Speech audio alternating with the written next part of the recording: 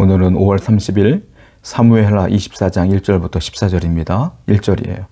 이스라엘에게 진노하신 여호와께서 다시 이스라엘을 향하여 진노하사 그들을 치시려고 다윗을 격동시키사 가서 이스라엘과 유다의 인구를 조사하라 하신지라. 다윗이요 인구를 조사하라고 요압에게 시키는 장면이 나와요. 그런데 여기 보면 뭐라고 했느냐면 여호와께서 이스라엘 향해 진노했어요. 그래서 그들을 치시려는 계획 아래 다윗을 격동시켰다. 그래서 다윗이 인구조사를 했다. 이렇게 말하고 있는데 우리가 이 성경을 보면 마치 하나님이 다윗의 마음을 격동시켜서 다윗이 인구조사를 했다. 그래서 하나님은 그들에게 벌을 줬다. 이렇게 평가할 수가 있을 것 같아요. 그런데 그게 아니라 다윗을 격동시켰다는 건 총체적인 평가예요. 그러니까 하나님이 그들에게 진노하시고 벌을 주기 위한 원인이 아니라 다윗이 인구조사를 했는데 인구조사한 이유는 다윗에게 있고 하나님은 그걸 총체적으로 평가한 것인데 다윗의 마음을 격동케 하신 것이다 라고 말하는 거예요. 그러니까 원인이 아니라 원인이 하나님께 있는 게 아니라 원인은 다윗에게 있는 것이고 다윗의 마음을 평가한 것이다. 비슷한 경험이 있는데 하나님이 출애굽을 시킬 때에 이스라엘을 출애굽을 시킬 때에 10가지 재앙 가운데 바로의 마음을 하나님이 완악하게 하셨다 이렇게 표현되어 있는 거 있죠. 그치 마치 하나님이 바로의 마음을 완악하게 하심으로 그들이 징계를 받은 것처럼 표현되는데 그게 아니에요. 바로의 마음이 완악했고 모든 건 하나님이 주관하시는 거니까 그걸 하나님이 총체적으로 평가한 것이 불가한 것이다라는 거예요. 그러니까 여러분들이 이 원인을 하나님께 있다고 보시면 안 되는 것이고 다윗에게 있는 것입니다. 다윗이 인구조사를 그것 때문에 하나님께서는 진노하시는 것을 보게 돼요. 자, 이게 인구조사가 왜 문제가 되냐면 다윗은 인구조사함으로 말미암아 자기의 군사력이 얼마나 되는가를 알고 싶은 거예요. 그래서 그 인구조사를 함으로 군사력의 규모를 보므로 더 군사력을 강화시키고자 하는 목적이 있었던 것이다 라는 것이죠. 그러니까 다윗은 이 나라를 지키는 건 군사력이 강해야 돼 라는 교만함이 있었던 거예요. 그래서 하나님은 진노하신 겁니다. 여러분, 나라를 지키는 건 군사력이 아니에요. 하나님의 은혜예요. 여러분들의 삶을 지키는 분은 하나님이에요. 지금까지 이스라엘을 지키시는 분은 군사력이 아니라 하나님이셨어. 그런데 내가 여유가 있다고 해서 이제 군사력을 바라봐요? 이제 여유가 있다고 해서 내 물질을 바라봅니까? 예전엔 그렇게 기도했던 여러분들 이제 여유가 있으니까 내가 한 것처럼 착각을 합니까? 하나님은 진노하실 거예요. 끝까지 하나님을 의지하시기 바랍니다. 2절부터 보겠습니다. 이에 왕이 그 곁에 있는 군사령관 요압에게 이르되 너는 이스라엘 모든 지파 가운데로 다니며 이제 단에서부터 브엘세바까지 인구를 조사하여 백성의 수를 내게 보고하라 하니 요압이 왕께 아뢰되 이 백성이 얼마든지 왕의 하나님 여호와께서 100배나 더하게 하사 내 주 왕의 눈으로 보게 하시기를 원하나이다. 그런데 내 주 왕은 어찌하여 이런 일을 기뻐하시나이까 하되 요압은 이 말을 듣고 깜짝 놀랐습니다. 이거 하나님이 좋아하실 것 같지 않아요. 아니 인구조사를 한다는 것은 하나님의 마음만 먹으면 우리의 인구를 100배나 늘릴 수 있는 분이 하나님이신데 하나님이 알아서 하실 일이지 왜 왕이 그것을 가지고 조사해서 그걸 가지고 알아낼 이유가 뭐 있겠어요? 하나님이 싫어할 것 같아요 라고 얘기하고 있는 거예요. 여러분 중요한 건 인구조사는 문제가 되지 않아요. 인구조사가 뭐가 문제가 되겠어요. 다윗이 인구조사를 하려는 의도가 문제가 되는 거예요. 아까 말씀드린 것처럼 교만함이 그 안에 있는 겁니다. 내가 이만큼 나라를 번영케 했으니 내가 이제 이 모든 것들을 다 알아야 되겠어 라고 하는 교만함이 묻어 있는 거예요. 여기에 하나님이 했다는 걸 잠깐 잊은 거예요. 요압은 그 심정을 알기 때문에 두려워하는 거예요. 왜 왕이시여 이거 조사하면 안 될 것 같습니다 라고 말하는 겁니다.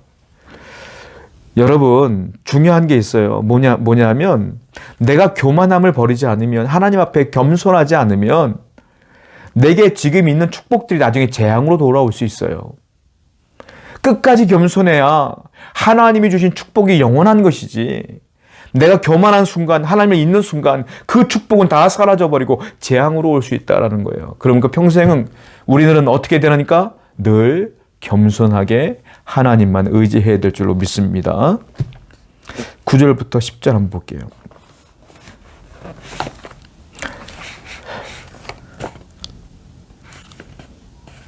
요압이 백성의 수를 왕께 보고하니 곧 이스라엘에서 칼을 빼는 담대한 자가 80만 명이요 유다 사람이 50만 명이었더라.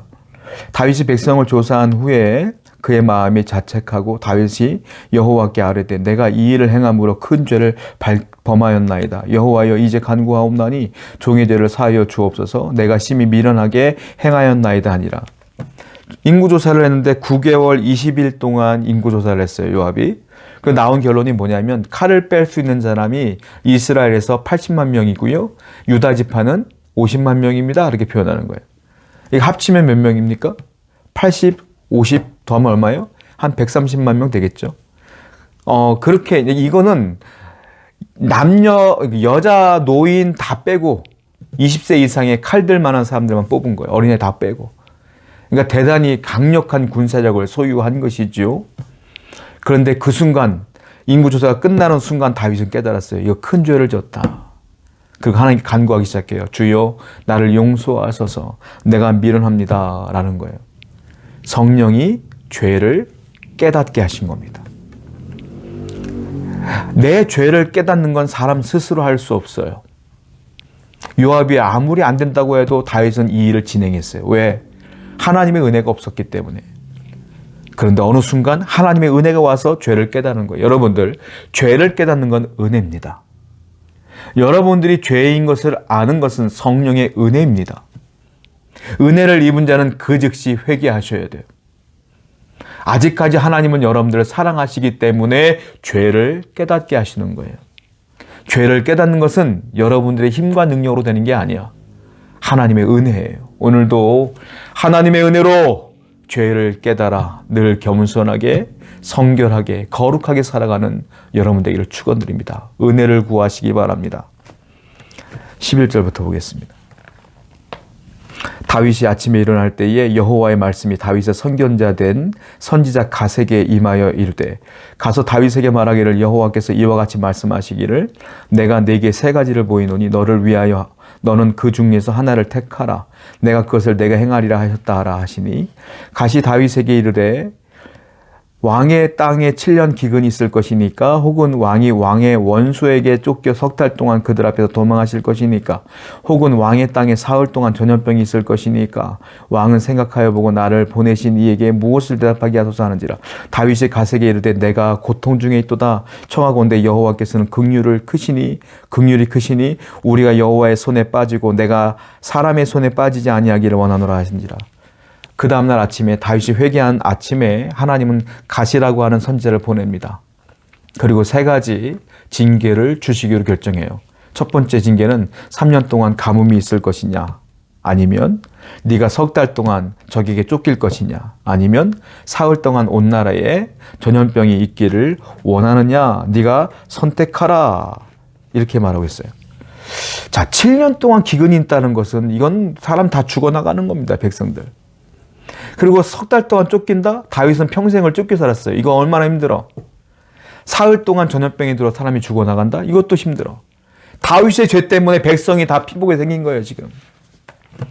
다윗은 이때 무엇을 원하는지 아십니까? 하나님의 긍휼을 요구합니다. 하나님여 나를 불쌍히 여기소서. 내가 그 어떤 것도 선택할 수 없습니다. 하나님의 손에 맡깁니다. 긍휼을 구하는 거예요. 하나님이 참 무서운 분이라는 게 뭐냐면 그 위대했던 다윗이 한 번 하나님께 죄를 지었더니 반드시 죄에 대한 보응을 하시더라. 하나님이 사랑하는 다윗도 죄 지으면 반드시 하나님이 심판하시는데 우리가 죄를 지으면 심판하지 않겠냐는 거예요. 성도 여러분, 죄 짓지 맙시다. 그리고 또 하나, 죄 지은 자에게 요구되는 것 하나, 뭡니까? 하나님의 긍휼을 구하셔야 돼요. 하나님이 여러분들을 긍휼하게 보도록 기도하세요. 하나님이 여러분들을 긍휼하게 보셔야 은혜가 와요. 우리는 긍휼을 얻기 위해서는 어떻게 해야 되겠어요? 부탁해야 되겠죠. 부탁은 누가 합니까? 겸손한 자가, 약한 자가, 부족한 자가 하는 거예요. 그러면 우린 늘 하나님 앞에 부족한 자로, 연약한 자로 무릎 꿇고 겸손히 나가야 될 줄을 믿습니다. 오늘도 하나님의 긍휼로, 은혜로 살아가는 여러분 되기를 축원드립니다. 기도합시다. 하나님의 은혜가, 하나님의 긍휼이 우리 가운데 있기를 원하고 언제나 겸손히 죄짓지 아니하며 성결하고 순결하게 살아가는 성도 되게 하여 주옵소서. 예수님의 이름으로 기도드렸습니다. 아멘.